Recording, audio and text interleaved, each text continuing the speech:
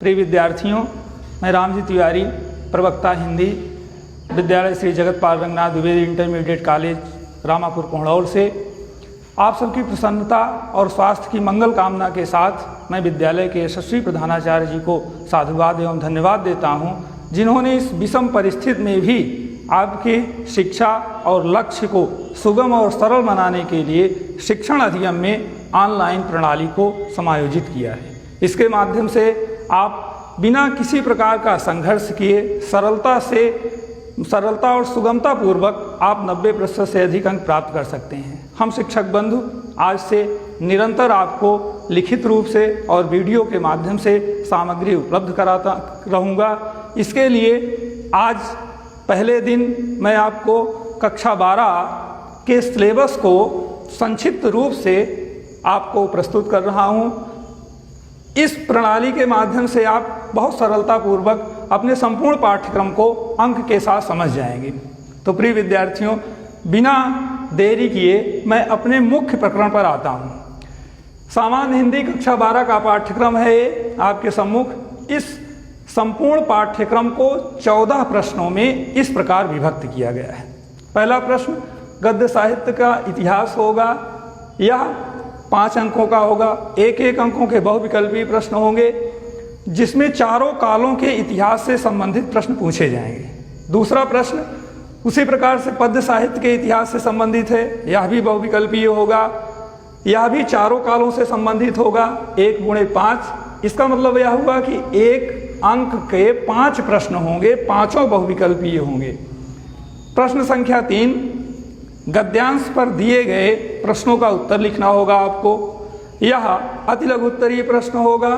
कुल 5 प्रश्न होंगे। सभी प्रश्न 2 अंकों के होंगे। 10 अंक का यह प्रश्न रहेगा। चौथा प्रश्न पद्यांश पे आधारित प्रश्न होगा। इसमें भी 5 प्रश्न होंगे। सभी प्रश्न 2 अंकों के होंगे, जिनका उत्तर आपको अति लघु उत्तरीय अर्थात अधिकतम 25 शब्दों में देना होगा। यह भी प्रश्न 10 अंकों का होगा। इसी प्रकार प्रश्न संख्या 5 जो है वो 2 खंडों में विभक्त होगा। का साहित्यिक लेखकों का साहित्यिक परिचय और ख में कवियों की काव्य कला। इसके साथ साथ आपको रचना भी देना होगा। अंक विभाजन इस प्रकार रहेगा, देखें 4 अंक का साहित्यिक परिचय होगा और 1 अंक की रचनाएं होंगी। यह प्रश्न कुल मिलाकर 5 अंकों का।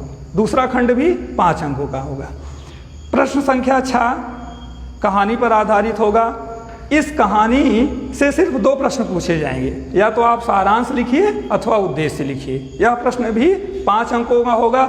जितने भी प्रश्न 5 अंकों के हैं ये सभी लघु उत्तरीय हैं। इनके उत्तर अधिकतम 75 शब्दों में देने होंगे।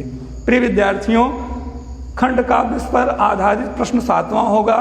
प्रतापगढ़ जिले में जो खंड काव्य आधारित है वो सत्य की जीत है। इससे भी रिलेटिव 5 अंक का प्रश्न होगा। कोई एक प्रश्न आपको करना होगा 2 प्रश्नों में से। इसी प्रकार प्रश्न संख्या 8 संस्कृत गद्यांश और श्लोक। 2 गद्यांशों में से किसी एक गद्यांश का ससंदर्भ हिंदी में अनुवाद लिखिए, 7 अंक का। उसी प्रकार दूसरे खंड में 2 श्लोक होंगे, जिनमें से किसी एक श्लोक का आपको संदर्भ सहित हिंदी में अनुवाद लिखना होगा, जो 14 अंकों का होगा। इसी प्रकार से अगला प्रश्न अब व्याकरण से प्रारंभ हो जाएगा। यह प्रश्न सबसे पहले लोकोक्त और मुहावरे पर आधारित होगा, 2 अंकों का होगा। प्रश्न संख्या 10 संस्कृत व्याकरण 5 अंकों का रहेगा। इसमें 3 अंक की संधि होगी और 2 अंक का आपका शब्द रूप और धातु रूप होगा। प्रश्न संख्या 12 हिंदी व्याकरण से रिलेटिव यह प्रश्न 4 खंडों में विभक्त होगा। प्रत्येक खंड 2-2 अंकों के होंगे। इसमें एक शब्दों के 2 अर्थ, अनेकार्थी शब्द, वाक्यांश और त्रुटि मार्जन अर्थात दिए गए अशुद्ध वाक्यों को आपको शुद्ध करना होगा। कुल मिलाकर यह प्रश्न 8 अंकों का होगा। प्रिय विद्यार्थियों, प्रश्न पत्र का 12वां प्रश्न काव्य सौंदर्य के तत्व पर आधारित होगा।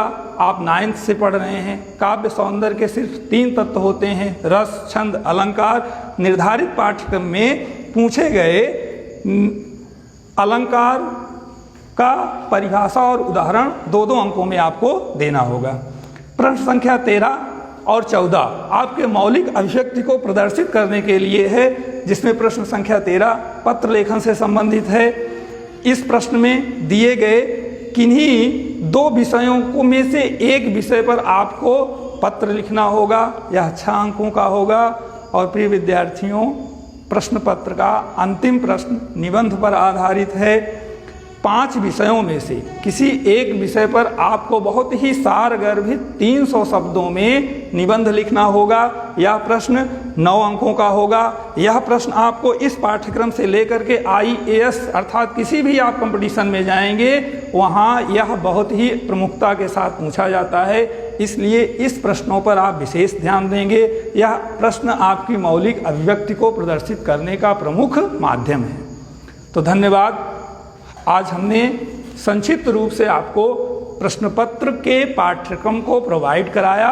अब निरंतर अगले दिन अगले वीडियो में हम प्रश्न वाइज एक प्रश्नों की विषय वस्तु वीडियो और लिखित रूप से उपलब्ध कराता रहूँगा।